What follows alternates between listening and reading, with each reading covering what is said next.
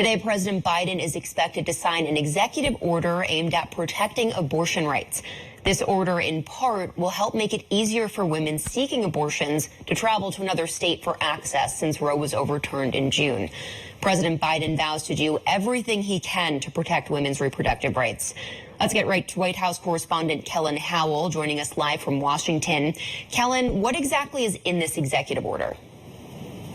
Well, Bianca, there's three main things that are happening in this executive order, and this is in addition to that first executive order that the president signed back in early July. So let's go through those three main things really quickly. The first, as you said, is that this order is directing the Department of Health and Human Services to consider actions to, quote, advance access to reproductive care, including through possible Medicaid waivers for patients who travel out of state. So that's one thing. The second thing that it would do is ensure that healthcare providers comply with federal non-discrimination law so women can receive medically necessary care without delay. And then the third thing is that this order would direct HHS to evaluate and improve data collection and research on maternal health outcomes. So the president is going to be signing this later today at the first meeting of this interagency task force that was created with that first executive order that was signed on July 8th. And the president also at this meeting today will then get an update from these cabinet heads and other members of this agency task force on the progress they've made on that first executive order, Bianca.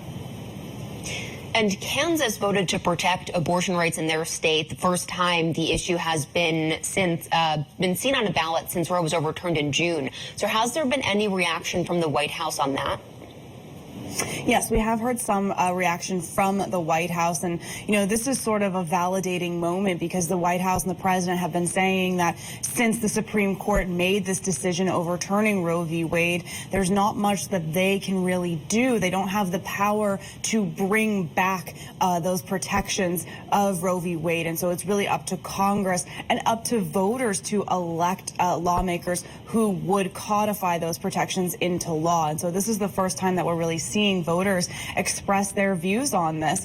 And Kansas is a state that voted for former President Trump in 2020. But then last night we saw by a very wide margin voters there decided to uphold protections for abortions. And so this is kind of an I told you so moment for President Biden and for the White House. And he released a statement this morning saying this: Congress should listen to the will of the American people and restore the protections of Roe as federal law. While that is the only way to secure a woman's right to choose, my administration will continue to take meaningful action to protect women's access to reproductive health care.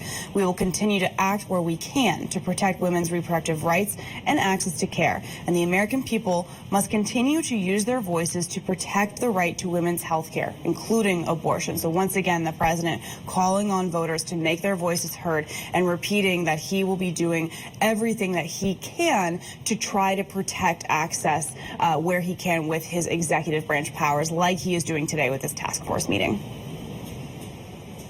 Newsy's Kellen Howell reporting live from Washington for us. Thank you, Kellen.